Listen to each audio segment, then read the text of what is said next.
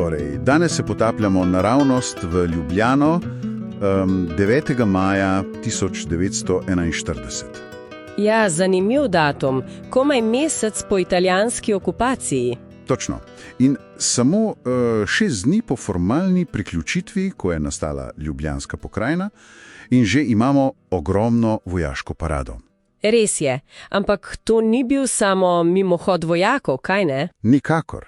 Zato smo se odločili pogledati vire, časopise, fotografije, filmske posnetke in analizirati ta dogodek kot, recimo, kompleksen propagandni spektakel.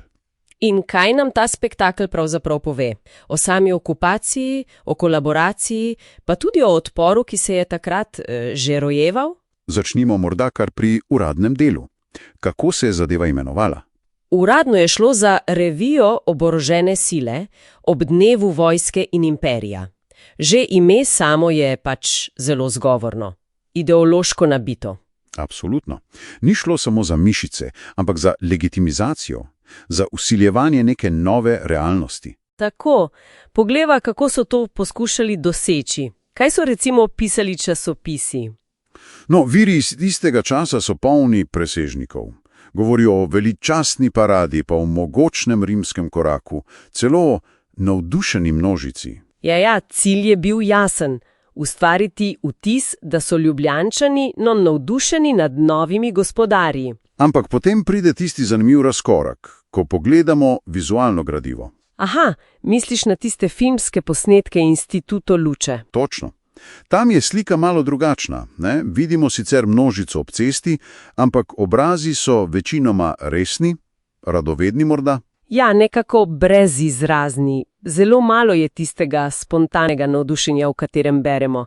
Bolj deluje kot neko zadržano opazovanje, skoraj prisiljeno, bi rekla. In sama lokacija, tudi ta ni bila naključna. Kje točno je potekala? Šla je po današnji Prešernovi, takrat Blejvajsovi cesti, mimo vladne palače, kjer je bila prej Banska prava, simbol prejšnje oblasti. In tam je zdaj stala častna tribuna z italijanskimi poveljniki. Tako, in še zahtevali so fašistični pozdrav, to je bilo jasno simbolno dejanje, podreditev. In katere enote so pravzaprav korakale? Verjetno tudi to ni bilo naključje. Ne. Imeli smo grenadirje kot simbol tradicije, Alpe, ki naj bi predstavljali neko geografsko vez. Konjenica je bila tam, ker je bila Ambrozijeva enota, kaj ne? Ja, general Ambrozijo, potem motorizirane enote za prikaz tehnološke premoči in seveda črne srajce, fašistični podpis. Točno. Celoten prikaz je bil zasnovan, da sporoča totalno moč Italije, vse vključujočo. Kar nas pripelje do odzivov in delitev v družbi. Na tisti tribuni ob Ambroziju in visokem komisarju Grazioliju so stale tudi Slovenci. In to ne kar kdorkoli. Ne. Nekdanji ban dr. Marko Matlečen, škof dr. Gregorij Rožman, pa ljubljanski župan dr. Juro Adlešič. Njihova prisotnost je bila za Italijane zlata vredna. Kakšni pa so bili njihovi motivi, vsaj glede na vire? Zdi se, da kompleksni. Pogosto se omenja recimo globok strah pred komunizmom in pa ocena, da je italijanska okupacija pač manjša zlo od nemške. Ki je bila na Štajerskem in Gorenjskem precej brutalna, z raznarodovanjem. Točno. Morda so upali, da bodo s pragmatičnim sodelovanjem lažje ohranili neko narodno substanco. Ampak seveda, njihova udeležba je postala pomembno propagandno orodje, kot kasneje tisto Natlačanovo pismo Mussoliniju. Tako je. Medtem pa je večina prebivalstva dogodek verjetno opazovala. Kako bi rekel? Z mešanico radovednosti, morda strahu. Nekateri so bili tam verjetno po dolžnosti, uradniki, šolari. Pasivno opazovanje, večinoma. Ampak ne smemo pozabiti širšega konteksta. Misliš na odpor? Ja. Le 2 tedna pred to parado, konec aprila 1941, je bila v ilegali ustanovljena protiimperialistična fronta, kasnejša osvobodilna fronta. Aha, torej se je parada zgodila v času, ko se je odpor že organiziral. In namesto, da bi utrdila občutek italijanske vsemogočnosti, je morda ta demonstracija sile pravzaprav poglobila razkol in okrepila odločenost za odpor pri tistih, ki aneksije niso sprejemali. Kakšne pa so bile potem konkretne posledice te parade? Kratkoročno je propaganda očitno delovala, posnetki so šli v svet. Ja, preko filmskih obzornikov, dolgoročno pa se je izkazalo, da je bila ta strategija korenčka in palice, no precej zgrešena.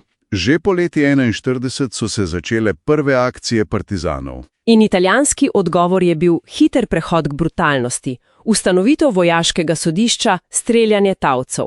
In potem tisti simbolni vrhunec propada te politike. Bodeča žica okoli Ljubljane, februarja 1942. Manj kot leto dni po bleščeči paradi. Mesto kot taborišče. Neverjeten preobrat od parade do žice v manj kot letu. Torej, če na hitro povzamemo, parada 9. maja 1941 ni bila neko praznovanje. Bila je skrbno zrežirana demonstracija sile. In pokazala je vse, imperialne ambicije, okupacijsko strategijo, začetke kolaboracije dela elit, ampak skrati je potekala v senci že nastajajočega odpora. In morda je ključno spoznanje ravno to, da je delovala kot nekakšen katalizator. Ja, mislim da. Javno je zarisala ločnice v družbi. Namesto da bi utrdila oblast, je pravzaprav pospešila dinamiko, ki je vodila naravnost v oborožen spopad. In v brutalno realnost okupacije.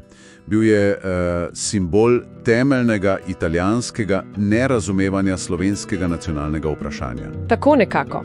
Za konec pa morda ena misel za poslušalce.